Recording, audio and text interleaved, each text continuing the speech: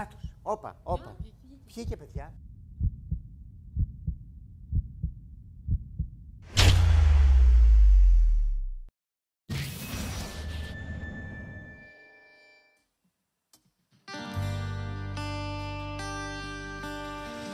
Αν αγαπάς αληθινά μπαίνεις στα όρητα βουνά και τραγουδάς τον ερωτά σου στη σελήνη κι ύστερα στέκεις σιωπηλά να έρθουν τα αστέρια χαμηλά για να τους πεις μέχρι που θα φτάνες για εκείνη. Αν αγαπάς αληθινά έχεις δυο μάτια φώτινα και μια καρδιά παντότινα ξελογιασμένη. Αν αγαπάς αληθινά φεύγεις ταξίδια μακρινά και το κορμί σου να γυρίσει περιμένεις.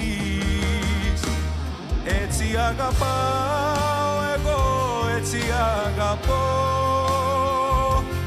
Τίποτα για μένα δεν κρατώ. Μα έτσι αγαπάω εγώ, έτσι αγαπώ. Όλα εγώ τα δίνω για εκείνη που αγαπώ.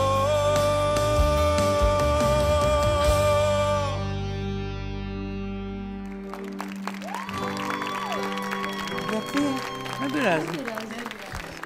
Γεια σας. Είσαι ο και λέγεσαι.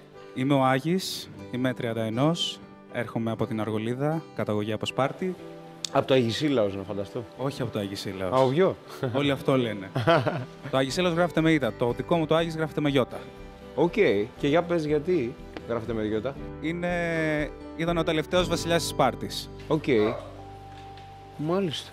Εσύ, Χρήστο, γιατί δεν γύρισες?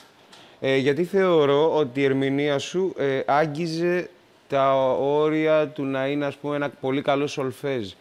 Συγχώρεσαι μου που το λέω, αλλά θεωρώ ότι έλειπε λίγο παραπάνω συναίσθημα.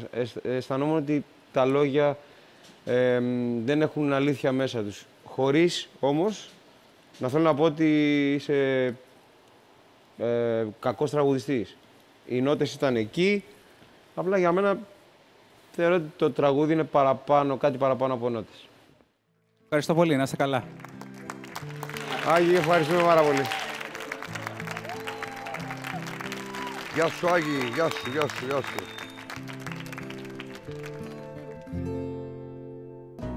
Δεν πειράζει, Άκη.